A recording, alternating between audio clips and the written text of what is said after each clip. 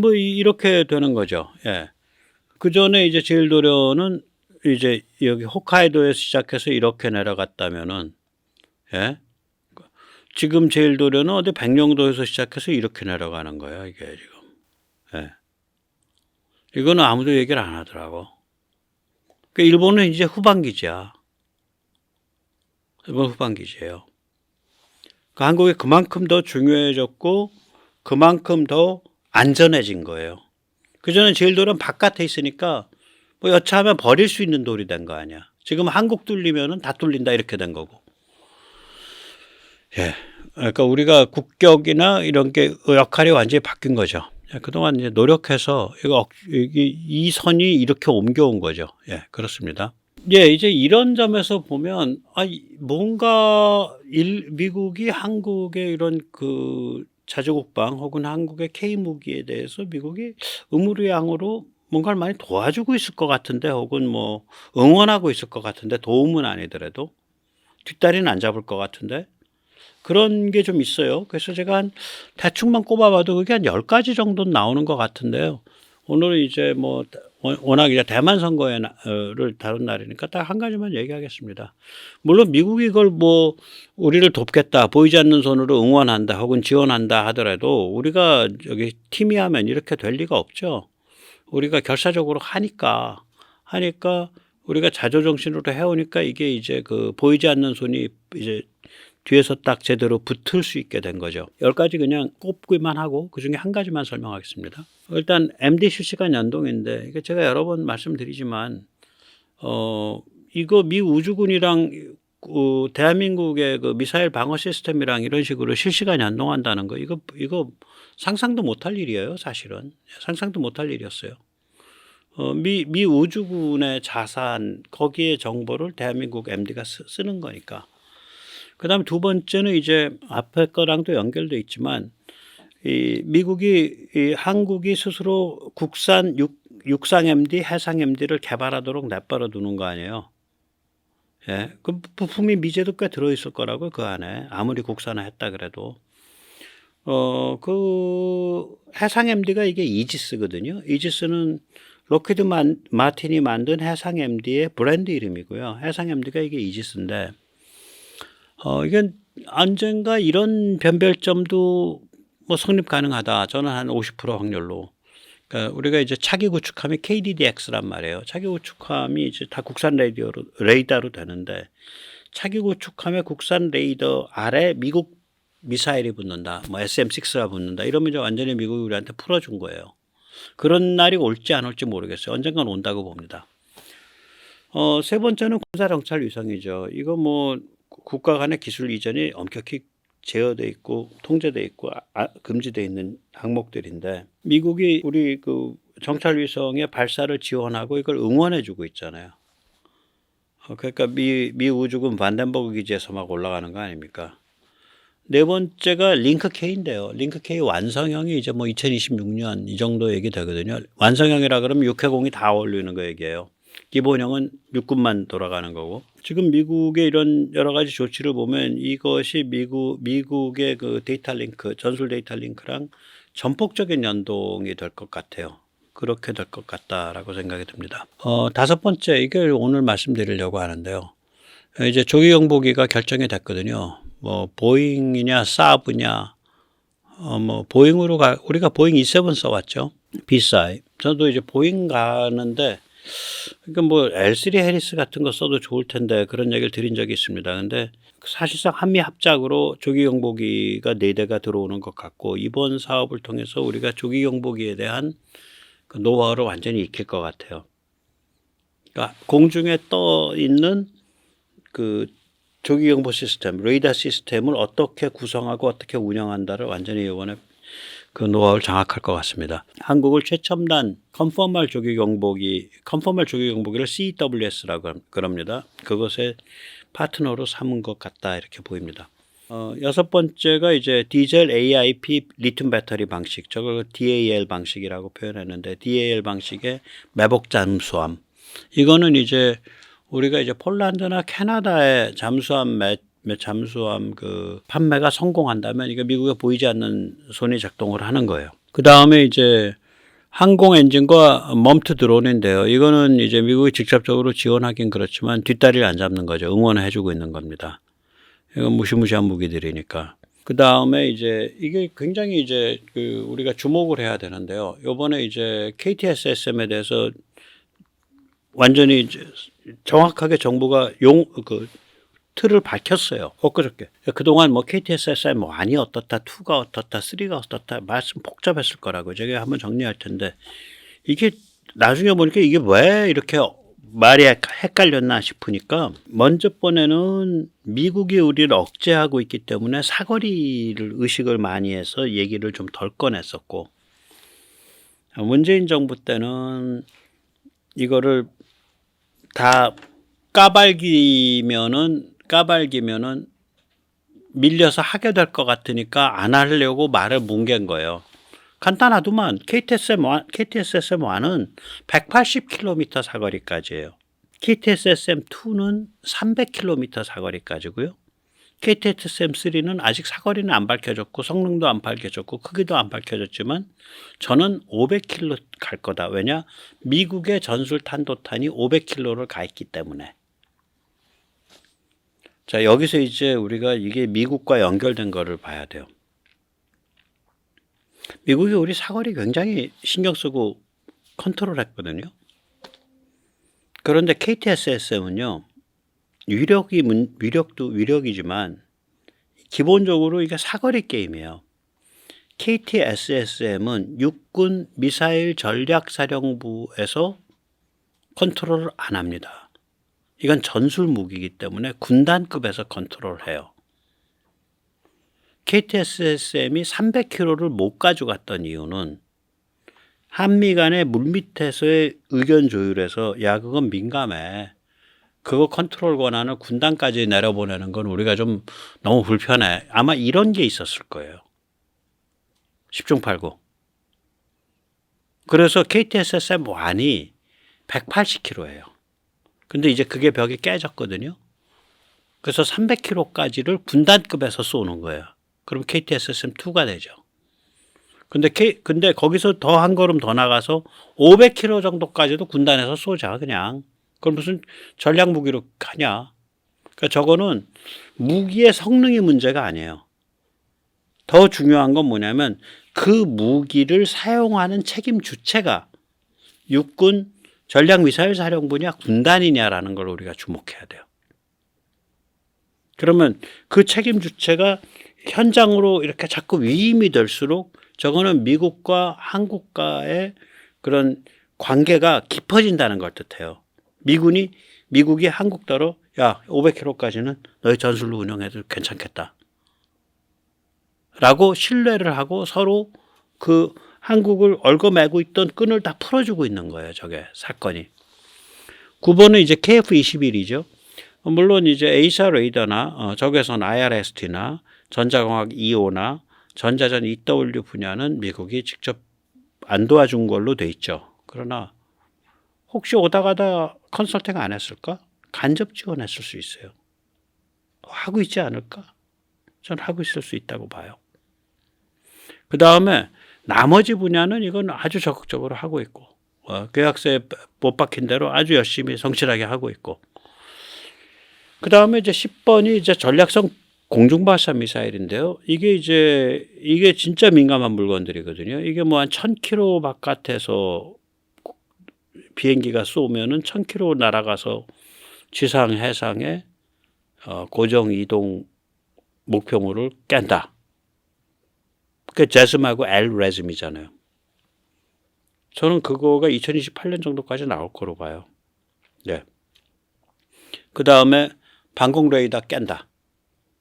그게 이제 말하자면 아금 ER이죠. 300km 정도 날아가서 저는 그게 2028년, 2030년까지 나올 거로 봐요. 근데 이런 것들은 어떤 그 군사적 균형을 바꿀 수 있는 무기들이거든요. 굉장히 전략성이 강해요. 근데 그거를 하지 말라라고 미국이 우리를 꾸역꾸역 말리고 있는 흔적이 전혀 안 보여. 그래서 저는 이런 것들이 말하자면 제가 왜 이걸 꾸역꾸역 말리지 않아도 응원이라 그러고 제가 이거를 긍정적으로 봐주냐면 우리 땅이고 우리 생존이지만 미국은 세계대전의 위험성과 미군 생목숨 2만 8천 명에게 걸려 있어요. 그러니까 미국도 굉장히 겁이 나는 거지. 우리가 그 사정은 이해를 해줘야 돼요. 아무튼 간에 이런 식으로 뭐라고 말씀드릴까? 그러니까 굉장히 가까워져 가고 있는 거예요. 무지하게 가까워져 가고 있다 이거죠. 그래서 우리가 아까 말씀드린 이런 이제 제1도련의 실질은 시작점이자 주춧돌인 거죠. 우리가 이제 거기에 걸맞게 우리의 방산과 무기와 국방력이 더 크는 방향으로 미국이 그걸 옆에서 거들어주거나 혹은 응원하고 있다. 그게 여러 군데서 그런 흔적이 좀 보인다. 저는 그렇게 생각을 합니다. 네.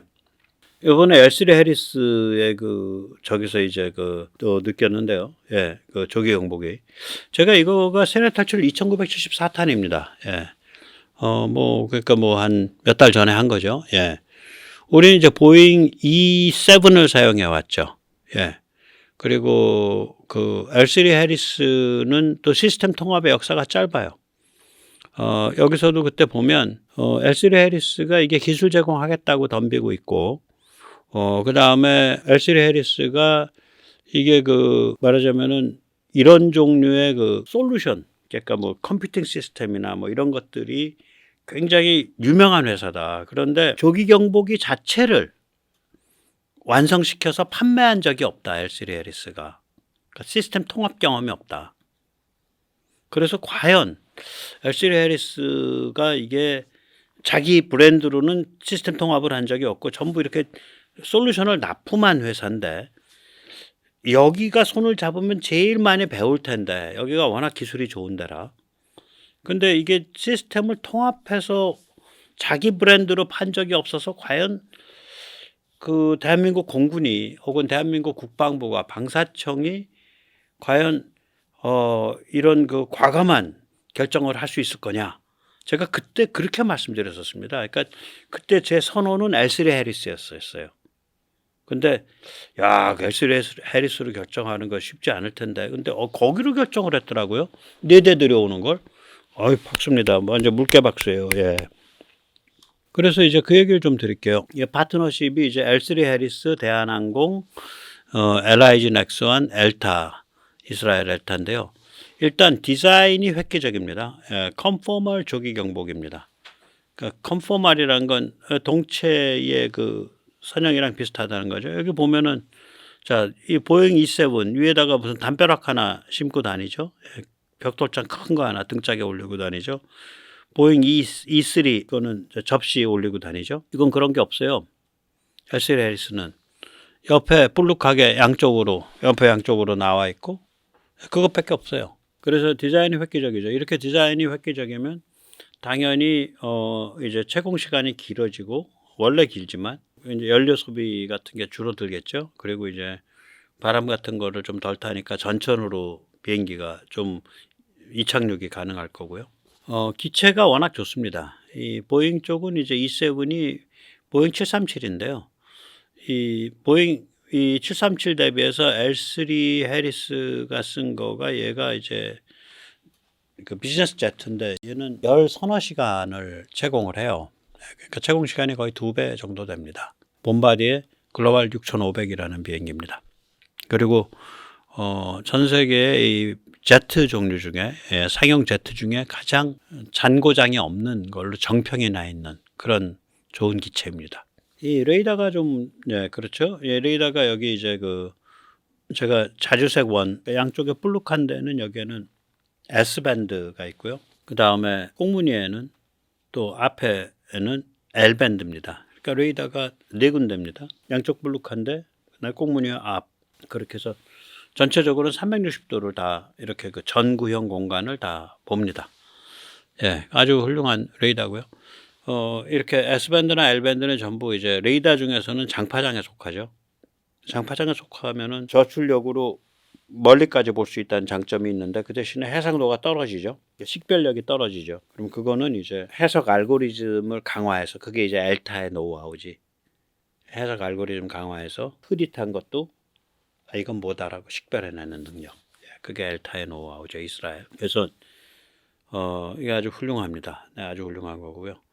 이거를 이제 대한항공과 LIG 넥스원이 같이 하게 되니까 대한항공은 이제 기체 구조적 수정, 그 다음에 유지보수 이런 노하우를 배울 거고, LIG 넥스원은 장비의 유지보수 및 장비의 구성, 그 장비에 구현돼야 될 지능 이런 것들을 배우겠죠.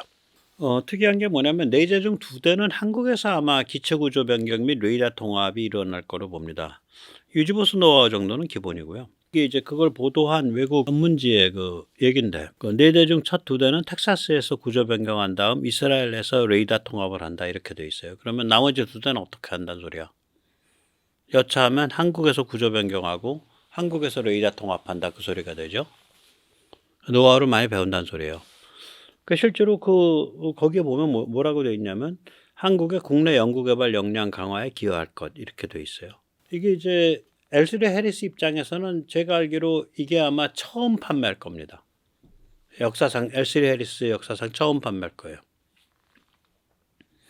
이거 비슷한 아주 소형을 팔았어요. 소형 한 70대 팔았는데 그건 뭐냐면은 우리 그 T1 뭐 고등훈련기 같은 비행기 있어요. 미국에. 근데 그거보다 커. 농업에서 많이 쓰는데 미 공군이 그걸 운영을 해요. 트랙터라는 비행기인데 프로펠러. 그거는 뭐 아무 데서나 앉죠. 뭐 이런 그 운동장에도 앉고 뭐 금방 뜨고 금방 내리고. 거기에다가 이 비정규군을 상대로 할 때 필요한 여러 가지 통신 기능, 위성 통신부터 시작한 각종 통신 기능과 간단한 근접 공중 지원. 그러니까 뭐 기총소사라든지 뭐 그건 확실히 모르겠는데 헬파이어 미사일이라든지 이런 간단한 그 지상 목표물 제거 기능 이런 거를 합친 그런 비행기를 수십 대 미 공군이 지금 확보에 나섰어요. 그 나이지리아에서 있었던 통가 사건인가 그래요. 그 아무것도 아닌 그 현지의 그 반군에 몰려가지고 기습 공격 당해가지고 미군들 한 뭐 여러 명의 숨진 사건이 있었거든요. 그거 다음에 야 저런 비정규군을 상대로 할 때 필요한 그러니까 이 정찰, 통신 이런 기능들이 한꺼번에 있는 이런 그러면서 쉽게 뜨고 쉽게 앉고 유지 보수가 쉬운 그런 게 뭐냐 그런 컨셉을 가지고 가다가 이제 트랙터라는 솔루션으로 갔는데 L3Ls는 그 정도까지였다고요. 근데 그건 겉으로 드러난 거고 보잉 혹은 노스롭 그룹만 혹은 그 아까 그 이스라엘에서 쓰는 그 이스라엘의 IAI가 내놓고 있는 그 조기 경보기의 핵심 솔루션들이 L3 해리스 거예요. 근데 L3 해리스가 이제 나 솔루션만 하기 싫어. 이제 전체 하고 싶어. 그러면서 이스라엘과는 원래 파트너십이고 아까 엘타가 IAI의 그게 그 레이더 파트 자회사거든요. 이스라엘 국영기업 IAI 레이더 파트 자회사가 엘타일 겁니다. 그거 엘타는 원래 파트너고 여기에 이제 기체의 그 구조 변경이나 이제 유지 보수로는 대한항공을 잡고 레이더 전자 쪽으로 또 하나의 파트너로는 LIG 넥스원을 잡고 이렇게 틀을 짠 거예요. 우리가 이제 그 틀에 딱 들어간 거지. 그래서 이거가 잘 되면요, 우리가 그냥 널로 먹는 거예요. 우리가 그냥 조기 경보기 노하우로 그냥 익히는 겁니다. 아까 이제 보셨지만 우리가 이것까지 이제 요번 조기 경보기까지 들어오면 8대거든요. 근데 아까 제가 여기도 나오잖아요. 나토가 14대밖에 안 돼요. 나토 전체가 14대밖에 안 되는데 이 손바닥만한 나라가 조기 경보기를 8대나 운영하는 거야. 그리고 이제 자기가 노하우를 굳혔으니까 이제 필요하면은 거기에 또 한 10대쯤 더 만들어서 올릴 수도 있는 거죠. 물론 장기적으로는 조기 경보기는 분산형이 될 겁니다. 지금 그 가오리 같은 거 멋있게 생긴 거 미국에서 개발했잖아요. B-21 또 F-35 이런 대로 분산돼요. 앞으로 조기 경보기는. 그러나 그 분산형은 분산형대로 필요하지만 그건 이제 공격하러 상대방을 치고 들어갈 때는 분산형이 유리해요. 아니 이런 여객기를 가지고 상대방 영토에 들어갈 수는 없잖아.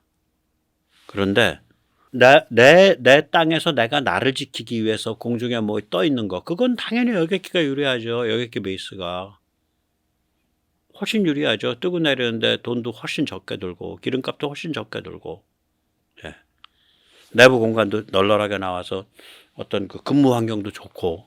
네.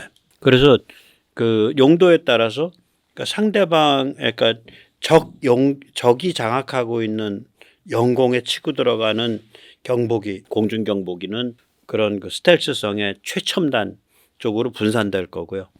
수비를 위한 거는 이런 식으로 이런 식의 여객기 베이스의 조기 경보기로 될 테니까 우리는 후자가 더 편하잖아요. 후자가 있을 때가 많겠죠. 후자 반드시 가져가야죠. 우리는 중국 같은 놈들이랑 옆에 사니까. 그러니까 조기 경보기 노하우를 갖추고 있으면은 무지하게 좋은 점이 있죠.